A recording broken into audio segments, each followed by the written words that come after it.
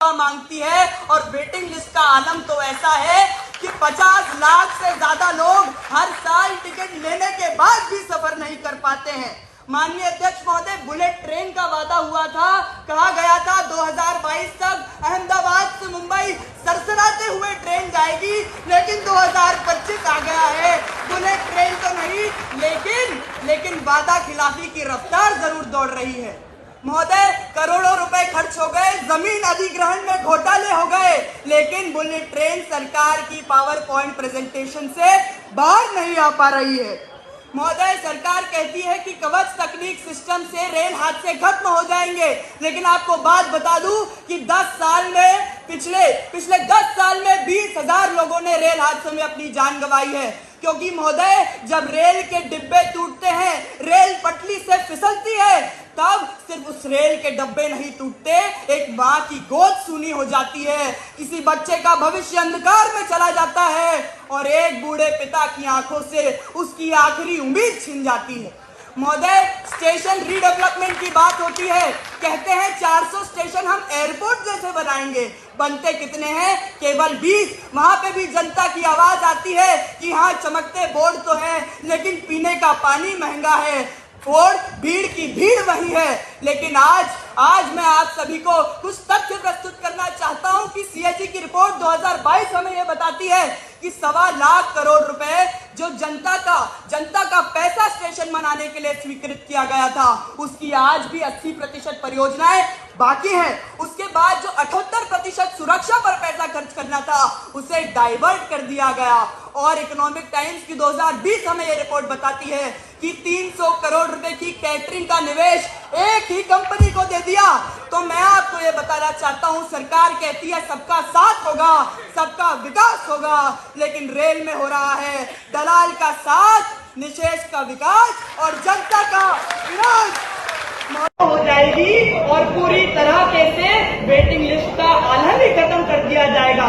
लेकिन हकीकत तो यह है कि आज भी जनता ट्रेन में सफर करने से पहले कोई हादसा न होने की दुआ मांगती है और वेटिंग लिस्ट का आलम तो ऐसा है कि 50 लाख से ज्यादा लोग हर साल टिकट लेने के बाद भी सफर नहीं कर पाते हैं। माननीय अध्यक्ष महोदय, बुलेट ट्रेन का वादा हुआ था, कहा गया था 2022 तक अहमदाबाद से मुंबई सरसराते हुए ट्रेन जाएगी, लेकिन 2025 आ गया है। बुलेट ट्रेन तो नहीं, लेकिन वादा खिलाफी की रफ्तार जरूर दौड़ रही है। महोदय, करोड़ों रुपए खर्च हो गए, जमीन अधिग्रहण में घोटाले हो गए, लेकिन बुलेट ट्रेन सरकार की पावर पॉइंट प्रेजेंटेशन से बाहर नहीं आ पा रही है। महोदय, सरकार कहती है कि कवच तकनीक सिस्टम से रेल हादसे खत्म हो जाएंगे, लेकिन आपको बात बता दूं कि 10 साल में पिछले 10 साल में 20,000 लोगों ने रेल हादसों में अपनी जान गंवाई है। क्योंकि महोदय, जब रेल के डिब्बे टूटते हैं, रेल पटरी से फिसलती है, तब सिर्फ उस रेल के डब्बे नहीं टूटते, एक माँ की गोद सूनी हो जाती है, किसी बच्चे का भविष्य अंधकार में चला जाता है और एक बूढ़े पिता की आंखों से उसकी आखिरी उम्मीद छिन जाती है। महोदय, स्टेशन रीडेवलपमेंट की बात होती है, कहते हैं 400 स्टेशन हम एयरपोर्ट जैसे बनाएंगे, बनते कितने हैं? केवल 20। वहां पे भी जनता की आवाज आती है कि हाँ, चमकते बोर्ड तो है, लेकिन पीने का पानी महंगा है और भीड़ की भीड़ वही है। लेकिन आज मैं आप सभी को कुछ तथ्य प्रस्तुत करना चाहता हूं कि सीएजी की रिपोर्ट 2022 हमें यह बताती है कि 1.25 लाख करोड़ रुपए जो जनता का पैसा स्टेशन बनाने के लिए स्वीकृत किया गया था, उसकी आज भी 80% परियोजनाएं बाकी हैं। उसके बाद जो 78% सुरक्षा पर पैसा खर्च करना था, उसे डाइवर्ट कर दिया गया।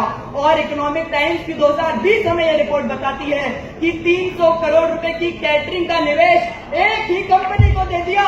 तो मैं आपको ये बताना चाहता हूँ, सरकार कहती है सबका साथ होगा, सबका विकास होगा, लेकिन रेल में हो रहा है दलाल का साथ, निषेध का विकास और जनता का विनाश। महोदय, रेल की कुछ वित्तीय हालत भी एक बीमार मरीज जैसी हो गई है, क्योंकि सीएजी की रिपोर्ट अध्याय 2 2020 जनता का पृष्ठ नंबर 16 पैराग्राफ नंबर 1 हमें यह बताता है कि उसका ऑपरेटिंग रेशियो 85% से भी ज्यादा है।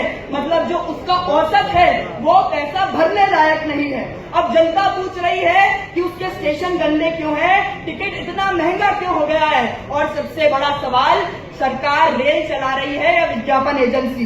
दुनिया देख लीजिए, जापान में 0 एक्सीडेंट मॉडल है, फ्रांस मालगाड़ियों से उसकी अर्थव्यवस्था बदल रहा है, और चीन ने तो 40,000 किलोमीटर की हाई स्पीड